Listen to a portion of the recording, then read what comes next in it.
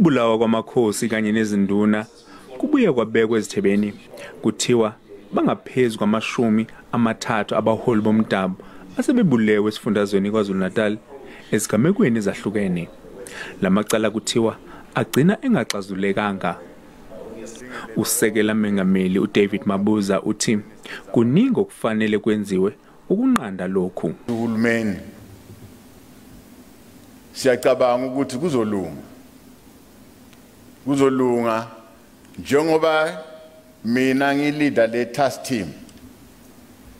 Angeke ngimfaile upresident, ngeke futhi ngibafaile abantu base South Africa namakhosi.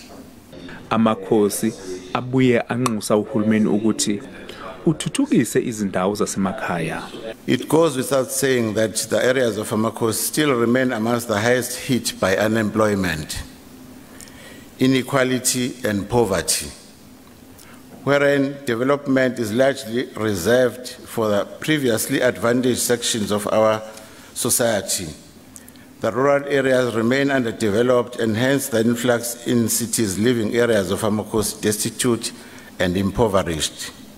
Usekela mengameli uDavid Mabuza unqinqa imiphakathi yasezindaweni zamakhosi ukuthi ilwe nokuhlukunyezwa kwabantwana kanye nabesifazane.